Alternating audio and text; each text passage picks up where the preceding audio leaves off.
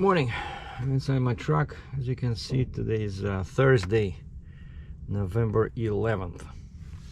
I just ordered some masks because my supplies are coming to an end.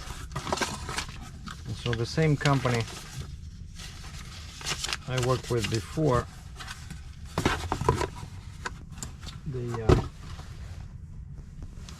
I got a promotional email from them, and I so figured, why not?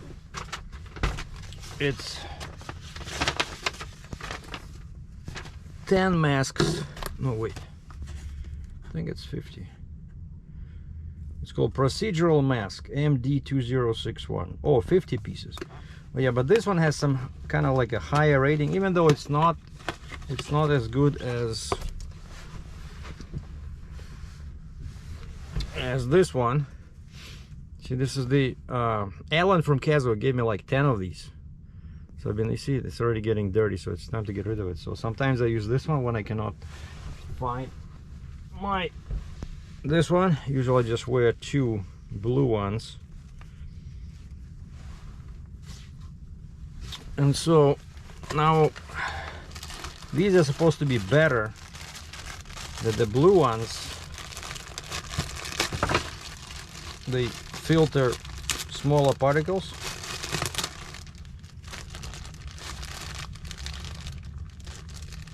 I forgot they're called, but there's some kind of a higher standard. So they look like this. Very similar, just black, you know.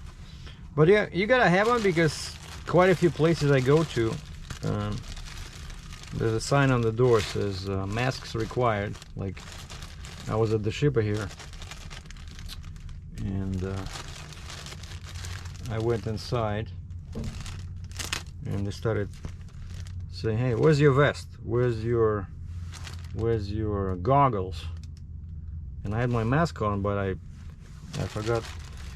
I didn't realize they were strict about this safety. So I'm just waiting for some paperwork. The load is on the trailer. It's about kind of like on an excavator chassis, you know, like like a 336, or somewhere around 82,000 pounds. And so yesterday was a busy day. Yesterday, Wednesday. So first half of the day I spent with some taxes. I had to do some bookkeeping, and then I called the wrecker company and asked him to send me the wrecker for 2 p.m. because I thought it would be, you know, warmer, and actually it was pretty warm. Whereas in the morning it's like, you know, -2, you know, 30 F, so it's a bit chilly. And so I'm sitting in my car, so I prepared the trailer, you know, I took out my shims, prepared the shims, took the chains off my booster, greased some spots where I thought, you know, it might not hurt. And I'm sitting in my car next to my truck and trailer, waiting that my phone rings, and the guy says, "Hey, this is the wrecker company. Are you behind this building or this other yard?" And I said, "I'm behind the big white building that looks like a warehouse." I said, "I'm inside here waiting for you." And he says, "Okay, let me just drop my trailer and I'll be right there." And I'm like, wait, what do you mean drop the trailer? He says, "Well, that's what they told me you need. You need a truck to move a trailer, so I have a trailer hooked up to my truck." And I said, no. I told him, I said, I need a wrecker. I need something that can act as a crane, right? Because I need to lift some pieces of my trailer, like, you know, the lift axle, the flip axle, the neck extension, stuff like that. I said, "You guys were in this yard before." And he said, "Oh, sorry, our dispatch made a mistake." Okay. And so I come out to the road in my car, and I see it's a regular truck, and he has one of those tilt and load, you know, trailers. Like the whole trailer, you know, his wheels go forward, and he's able to tilt like with a hydraulic tail, you know, those pretty handy, like a step deck, right? But it's pretty tall. So I'm not sure what he was thinking, like, but he thought I needed to move something. Or maybe that's what got them confused, because I told him, I said, I need to move some pieces around the trailer. And the guy probably only heard two words, move and trailer. And so they sent me a regular truck. And so I called their main number, and the guy right away, he recognizes my phone number. He says, yeah, Serge, I know, we're sending the wrecker. It was our mistake. The wrecker will be there in 10 minutes. Okay. And then maybe 50 minutes later, the same guy shows up that I worked with him like 2 times before. He knows exactly what I need. I said, okay, we'll do this. And there was no time to film, you know, because we were running around. There's some drive-in guy was trying to back. Oh, how long you guys are gonna be like this? Because we blocked the, you know, the middle of the yard. And so I was thinking about the best procedure, how to make him do as few picks as possible, right? Because that takes time. And so I figured, you know, I had 3 axles in the back on the trailer, right? And I had the booster on the deck, but I had the long neck folded 84-inch, like the flip box. And the 36 was in the grass, and the flip axle was in the grass, right? And so I told this guy, I said, okay, let's do this. Let me move forward to the middle of the yard so you can get to that flip axle. And then you grab that flip axle, you back to my trailer, we hook up the flip axle, and then you take off, as I'm still standing in the middle, you take off that booster, which I already took the chains off, you know, the spreader bar with the flip axle that sits on my trailer, right? And I said, that's about 9,000 pounds. No, maybe 4 and 3, maybe 7.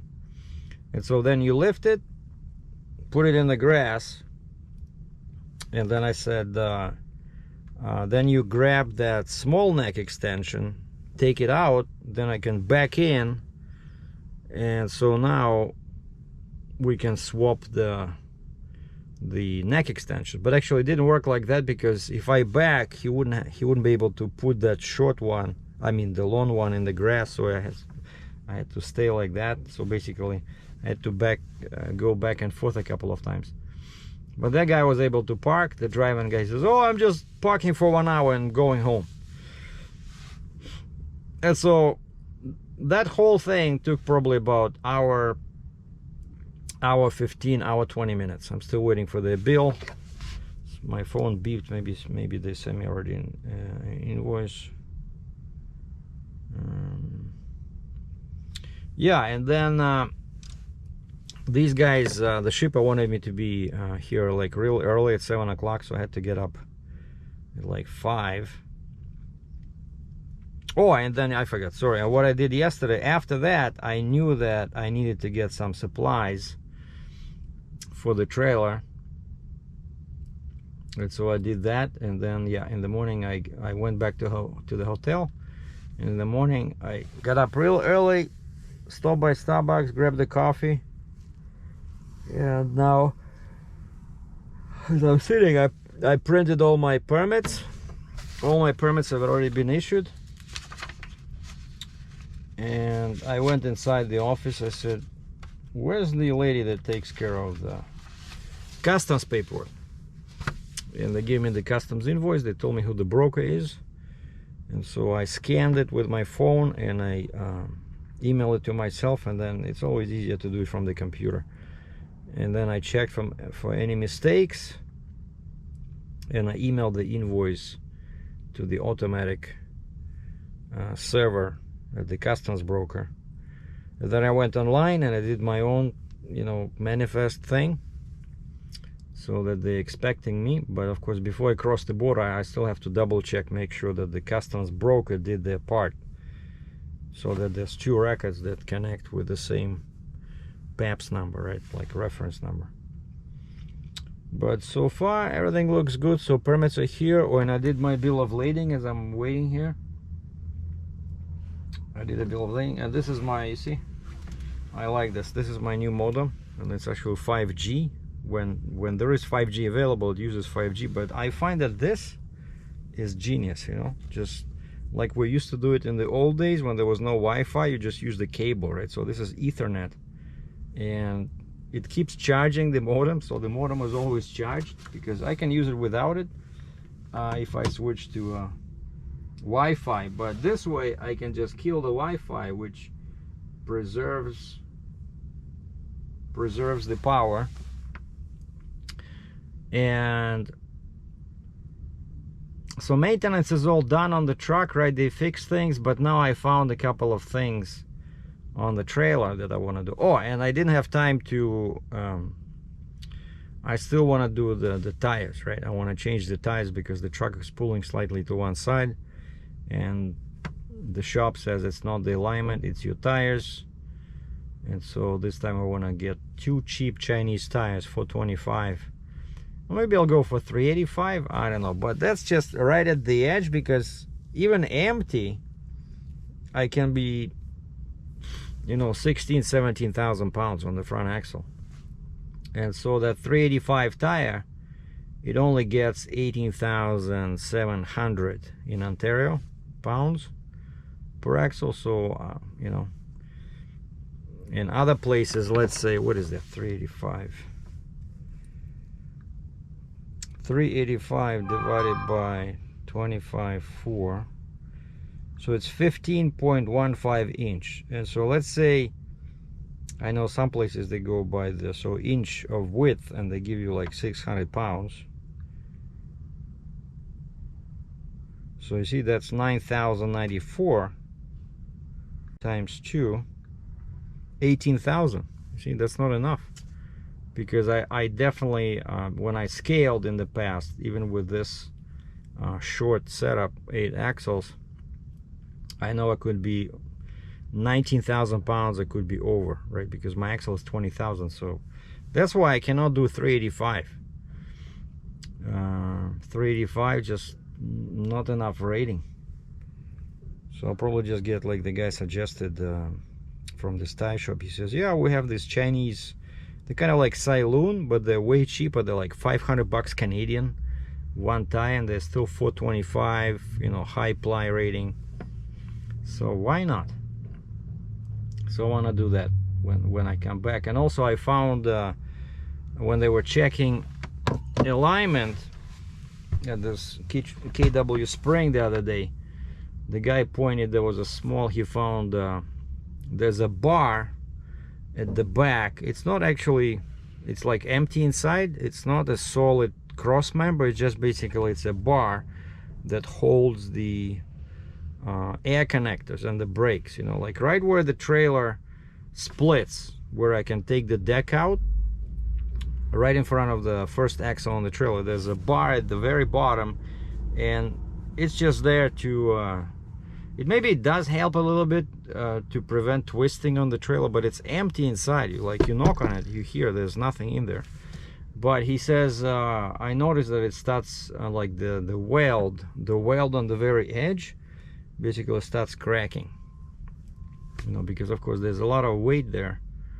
You know, when I load an excavator or something, right, I put the bucket in there right in front of that spot, and so I want to take care of that. And then also I think like that issue I had before where the ramps are, right inside the ramps where the handle is, and then on the other side there's a metal piece that sits like this that connects the top deck and the bottom deck, and there's so much weight there, right? Like that's why, and that's another thing I want to do. I want to get some some big blocks, you know, like 6x6 or 8x8, because there's way too much pressure on that side of the on the ramps and the like the first couple of inches on the trailer, and that's where those plates are, and so they keep cracking. I already had to weld them I think twice, and now I noticed that the left one is cracked at the top here. Like it's not cracked like there's a hole, but it's just basically I can see that the weld there's a tiny thin line in there, and so it's a plate like this big, and it's like this thick, you know, and they reinforced it. Before it was like this much, Now they made it like this, and it just supports, like I said, it supports the right where all this pressure is when the excavator goes like this. It just supports that top deck and connects it to the bottom rail like this. And so there's so much weight here, and for some reason, I don't know, you would think, right, like it goes down like this, and for some reason it keeps cracking right under there. Like, why would it crack there, you know? So that means there's some movement in there, right? So I don't understand, but basically it's probably some design flaw, you know. And I never had this on a 55 ton, on a Fontaine 55 ton, but on a Fontaine I never had such heavy loads either, right? So now I'm doing this 95,000, 105, 115, right? And so yeah, definitely gotta be careful with when loading from the front with the ramp. So that's why I need big timbers. And I know a place in Cambridge when I got them before. They're pretty expensive. I think it was ash. It was not oak. I think it was ash, but they were pretty good. I used them when I had my drop side rail. I ordered two 8x8 like this long pieces, so I can, if I need to make a level floor, right, I carry those 4 big timbers to put them, let's say if I load, you know, like this, and of course I have the drop side rail here, so I would put these timbers on a corner of the machine. Let's say I'm loading, I don't know, some kind of a container or some kind of a machine where you need a flat surface, right, like a factory machine. And so I know where to go. I'm gonna call that guy. It's actually like a furniture factory, believe it or not, because of course ideally you want to find a sawmill, but those are not that easy to find. Like I remember when my floor broke, right? Remember that big crane broke through the floor and we had to find these planks. I asked the shop to do that, and he says, oh man, he says it took us a while to find where to get them, and he says they're pretty expensive. And so I remember sawmill one I used before, like for my outrigger boards. There's a place somewhere south of here, like near Hamilton.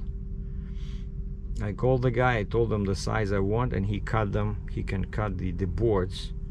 Because actually, yeah, one of my outrigger boards is also, you know, in a pretty bad shape. So I might need a couple of new ones.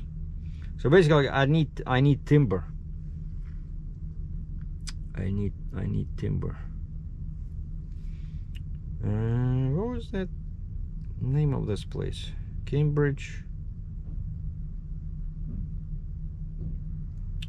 I know, I'll remember. That's where it's like a very inconspicuous furniture factory that does customs furniture in Cambridge. I never even knew there was a, you know, furniture plant in there. But they have like industrial sized docks in there, you know, and not too far from downtown.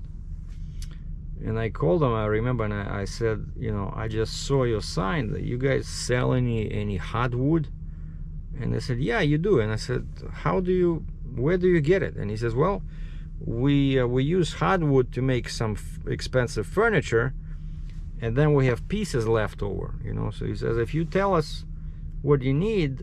And that's what they had. They had exactly that 8x8. They were able to cut them like that.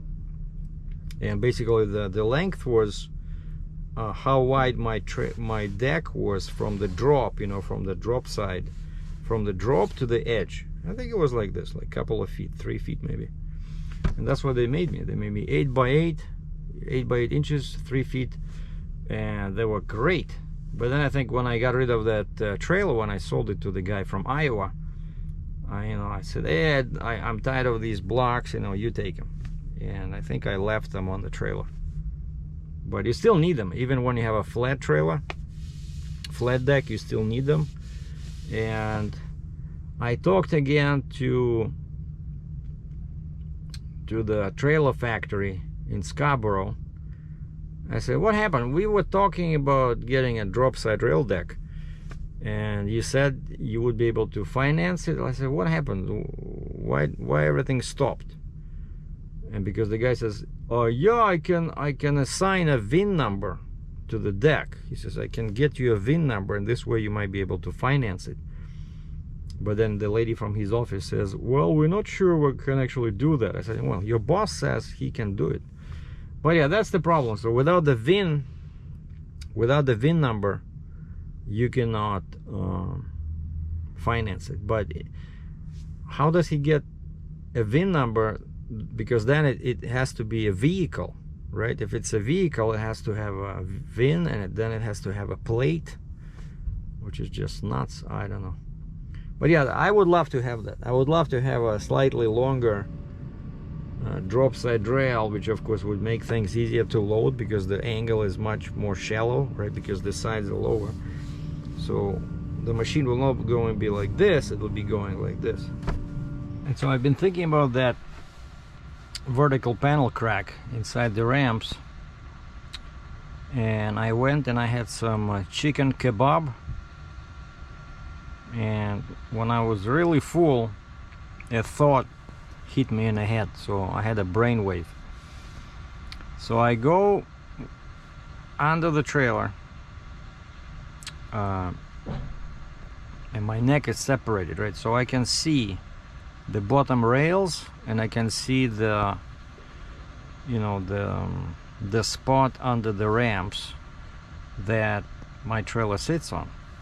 And just as I thought, even I'm loading on a concrete pad, even sitting on a concrete totally level pad, the bottom rails do not touch the ground. So all the weight, you know, especially when you're loading, right? When you're loading and there's so much weight right on that area, it pushes down and basically tries to break the trailer apart because the main beams are not touching the ground, right? Like the bottom beams. Because yeah, there is outside beams, right? Like that's why RGN trailers are so heavy. They have 4 beams. They have 2 in the middle, 2 on the outside. But so that vertical thing, that plate, that's all it does. It tries to add rigidity in the center. But why would they design it like that, where the bottom rails are not touching? You know, basically the bottom rails are taller than the bottom of the ramps, and so all the weight sits on. Imagine like you're loading, it's a 60-ton trailer, right? So imagine I'm loading like a 120,000 pound machine, and it pushes on those ramps, so that's why it keeps cracking. So I discovered a design flaw, and so I emailed Hail Trailer, and I called the email "Feedback from the trenches. Please forward this to the Fontaine Engineering," because I said once I fix this weld, the cracked weld, I'm gonna either go to a shop and ask them to weld a piece of steel under the main beams so it's level with the bottom of the ramps, or I'll just use some timbers, you know, just use a plank of wood, put it under, and this way the weight from the load will transfer to the ground, right? And that would remove the pressure on the ramps, because yeah, that's what I was saying. How is it breaking, right? Like, why would it break if it's so rigid? So that means there's some kind of a movement in there, like something is hanging in the air, right? And I was right. So of course that's the problem. So the main beams are in the air, all the weight goes on the ramps, and it tries to bring the main beams down, but it's like probably the gap is like this. So yeah, I'm thinking I'm gonna do maybe like a 5mm plate in there, or 10mm or something, but just add something so that I have more. I want to have, instead of 2 contacts, now I have 2 points of contact, right? When I'm loading, there's 2 points of contact in the front, and they all, one is on the one side under the ramp, and the other one is on the other side under the ramp. But I want 2 more, which are the main beams. And so here's a couple of shots that might help you understand what the heck I'm talking about.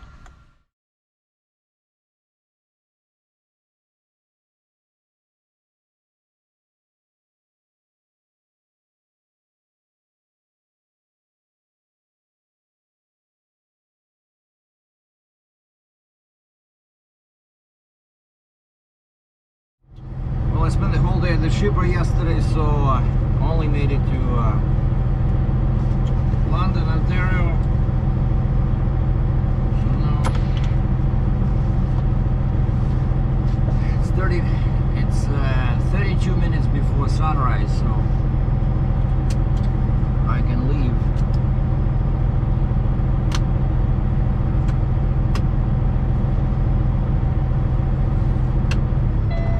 The next stop is Smith Creek, Michigan.